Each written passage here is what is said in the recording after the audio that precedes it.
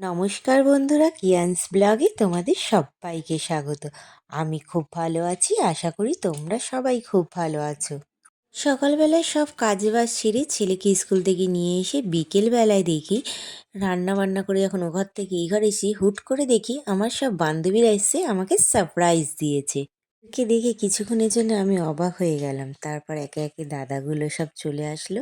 আমি তাড়াহুড়োর মধ্যে কোনো খাবার না করি, তাই দাদা আর ওরাই সব খাবার কিনে নিয়ে এসছে।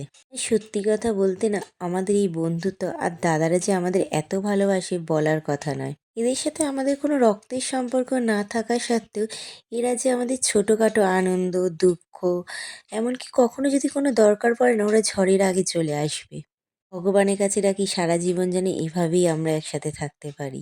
সকালবেলায় চিকেন করেছিলাম বলে তাই দাদাগুলো খাবে না বলে জোরজবস্তি করে চিকেন আর একটা রুটি খেলো। এদিকে বর কাজে বেরিয়েছিল বলে ওকে ফোন করে বললাম আসার টাইমে কিছু খাওয়ার নিয়ে এসো, কারণ সব বান্ধবী আর দাদাগুলো এসছে। ওরা দেখো কত ফুচকা নিয়ে এসছে, আর ফুচকা জানি আমরা সবাই খেতে ভালোবাসি। ওরা আসলে না কখন যে 9টা থেকে 10টা 11টা বেজে যায় বোঝা মুশকিল।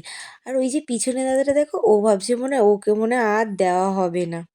আর আমার এই বান্ধবীটা সব প্লেটে ডেকোরেশন করে বলছে এবার চলে যাও, আর তোমাদের কোনো কাজ নেই, আমরা একাই খেয়ে নেব। তো এবার ওদেরকেও দিয়ে দিলাম, ওরাও খেয়ে নিল, ওরা খেয়ে চলে গেল। তো এবার আমরা গল্প করবো আর খাবো। তো এক থালায় সব বেড়ে নিয়েছি, সব একসাথে হুড়োপাড়া করে খাওয়ার মজাটাই আলাদা। তো আজকের মতো এইটুকুনি থাক, কাল আবার দেখাবে। সবাই ভালো থেকো, সুস্থ থেকো।